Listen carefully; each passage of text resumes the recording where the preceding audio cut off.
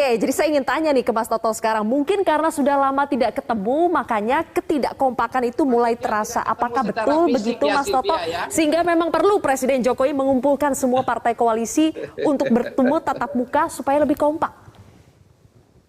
Iya, kalau dalam konteks jangka pendek saya pikir dalam beberapa pengambilan keputusan strategis terlihat masih kompak. Tapi kalau pertanyaan Zilvia terkait dengan hal yang lebih luas, bagaimana di periode kedua Jokowi, prediksi apakah bisa kemudian solid sampai 2024, itu yang menarik. Karena kita pernah punya fakta empiris pada pemerintahan SBY bahwa koalisi yang besar sekalipun, dulu dengan 75,34% kekuatan, itu jelas tidak sesolid ketika koalisi dibangun di periode pertama. Kenapa? Ada situasi psikologi politik yang berbeda. Kalau kita bicara periode pertama, kecenderungannya rata-rata partai pendukung ini akan melihat incumbent masih boleh maju kembali dan kemungkinan besar menang. Jadi dalam konteks pendekatan kekuasaan, mereka kalau ingin lagi masuk dalam gerbong di periode kedua, mereka akan loyal. Nah, periode kedua ini kan berbicara mengenai orang yang akan pensiun dalam konteks pendekatan kekuasaan. Kita bisa melihat bagaimana dulu ada dua partai yang balelo, hak angket mafia pajak, hak angket senturi, dalam konteks ini misalnya Golkar dengan PKS ya. Itu yang sekarang menjadi ujian. Apakah second term curse ini, kutukan periode kedua ini juga mungkin terjadi.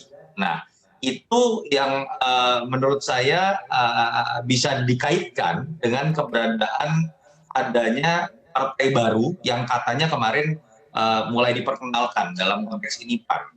Apakah logika membangun sebesar-besarnya kekuatan politik di koalisi itu efektif atau tidak? Kalau berkaca dengan fakta empiris di tahun 2009-2014 Pak SBY, mungkin hanya akan jangka pendek karena akan ada masa ketika partai-partai ini mulai berbicara mengenai dirinya sendiri.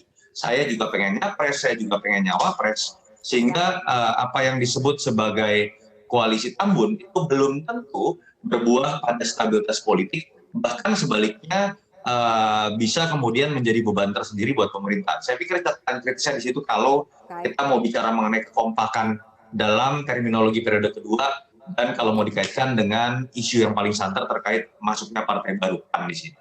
Baik, salah satu agenda besar yang dibicarakan kemarin adalah bagaimana soal penanganan pandemi COVID-19. Nah, saya ingin tahu sebetulnya apakah dengan bergabungnya PAN ke dalam koalisi pemerintah ini secara konkret bisa berkontribusi dalam penanganan pandemi COVID-19, terutama sampai ke kebijakan di daerah. Kita akan bahas nanti usai jeda.